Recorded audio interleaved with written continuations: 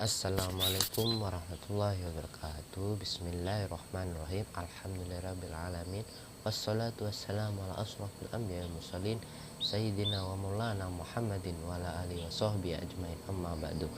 Baiklah, pada kali ini saya akan menjelaskan sedikit mengenai pengertian, manfaat, dan ruang lingkup mempelajari ilmu akhlak serta konsep akidah dalam Islam.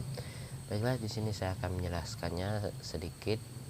Yang pertama yaitu kita harus mengetahui pengertian ilmu akhlak. Yang kedua, untuk mengetahui ruang lingkup ilmu akhlak. Yang ketiga, untuk mengetahui manfaat mempelajari ilmu akhlak. Yang keempat, untuk mengetahui konsep akidah dalam Islam. Nah, di sini saya akan mengkajinya. Yang pertama yaitu pengertian ilmu akhlak terlebih dahulu. Di sini ada At-Tahawani menyusun Khasyaf Istihalat Al-Funun mendefinisikan ilmu akhlak yang disebut dengan ilmu perilaku ulum al-usluk sebagai pengetahuan tentang apa yang baik dan tidak baik. Ada dua cara yang dapat digunakan untuk mengetahui ilmu akhlak, yaitu pendekatan linguistik atau kebebasan dan pendekatan terminologi atau peristilahan. Lanjut dengan yang kedua, manfaat mempelajari ilmu akhlak. Nah, di sini ada manfaat mempelajari ilmu akhlak. Mustafa Jahri mengatakan bahwa tujuan perbaikan akhlak itu adalah untuk membersihkan kalbu dari kotoran-kotoran hawa nafsu dan amarah, sehingga hati menjadi suci dan bersih, sebagaimana cermin dapat menerima nur ilahi atau cahaya, sering kita sebut nur itu cahaya. Yang ketiga yaitu ruang lingkup ilmu akhlak. Untuk objek pembahasan ilmu akhlak adalah perbuatan manusia untuk selanjutnya diberikan penilaian apakah baik atau buruk, dan mempunyai ciri-ciri perbuatan dilakukan atas kehendak dan kemauan, telah dilakukan secara kontinu sehingga menjadi tradisi dalam kehidupannya. Di sini menurut Dr. Abdullah dalam buku Dustur Al-Akhlak Al-Islam membagi ruang lingkup akhlak ke dalam 5 macam aspek kehidupan. Yang pertama itu akhlak perorangan atau akhlak kita sendiri. Nah, akhlak kita sendiri ini dibagi menjadi 4. Yang pertama, semua hal yang diperintahkan atau disebut dengan al-wamir. Yang kedua itu segala yang dilarang. Yang ketiga, hal-hal yang diperoleh. Yang keempat, akhlak dalam keadaan darurat. Itu dia akhlak perorangan yang sudah dibagi menjadi 4. Nah, yang kedua itu akhlak keluarga. Akhlak keluarga ini juga terbagi menjadi 3. Yang pertama itu kewajiban timbal balik orang tua dan anak menjibat nahwa usul wal al-furu. Yang kedua kewajiban suami dan istri, kewajiban baina al-azwaj. Yang ketiga kewajiban terhadap kerabat dekat, wajima najwa al-qarib. Yang ketiga akhlak bermasyarakat. Ini sangat penting. Akhlak ini meliputi 3. Yang pertama hal-hal yang dilarang al-mujzalat. Yang kedua hal-hal yang diperintahkan. Yang tiga kaidah-kaidah adab. Nah, kaidah-kaidah adab ini di masyarakat banyak sekali. Terkadang di dalam masyarakat itu berbeda-beda adat istiadatnya juga. Yang keempat yaitu akhlak bernegara. Akhlak ini meliputi hubungan antara pemimpin dan rakyat, hubungan luar negeri. Yang kelima yaitu akhlak beragama.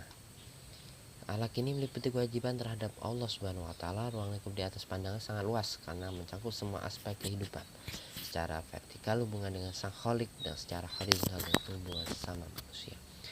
Jika ruang lingkup akhlak tersebut dipersempit tetapi memiliki cakupan yang menyeluruh, maka akhlak tersebut dapat dibagi menjadi, di sini ada 6, dibagi menjadi 6. Yang pertama akhlak tata krama kepada Allah Subhanahu wa taala, akhlak kepada Rasulullah sallallahu alaihi wasallam, akhlak untuk diri pribadi, akhlak dalam keluarga, dan akhlak dalam masyarakat, dan akhlak bernegara. Itu kita yang keempat membahas konsep akidah dalam Islam. Secara etimologi, akidah berasal dari akada yakidu akdan, yang berarti simpul, ikatan, perjanjian, dan kokoh. Itu dia, artinya ada 4: simpul, ikatan, perjanjian, dan kokoh. Setelah berbentuk menjadi akidah, berarti keyakinan. Relasi antara arti kata akad dan akidah adalah keyakinan itu tersimpul dengan kokoh di dalam hati, bersifat mengikat dan mengandung perjanjian.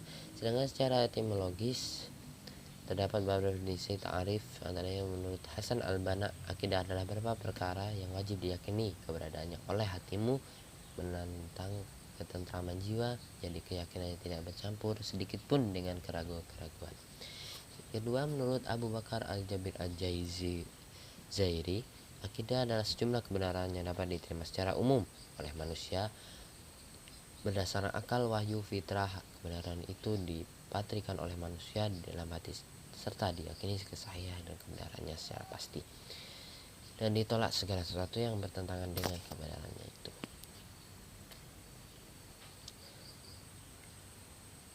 Di sini sangat banyak. Di sini saya ambil yang pertama. Untuk lebih memahami kedua definisi di atas, maka perlu ditemukan beberapa catatan tambahan. Yang pertama yaitu ilmu terbagi dua. Pertama ilmu daruri, kedua ilmu nazuri, ilmu yang disukai oleh indera dan tidak memerlukan dalil, disebut ilmu daruri. Dan yang kedua, setiap manusia memiliki fitrah mengakui kebenaran atau bertuhan. Jadi setiap manusia itu wajib bertuhan.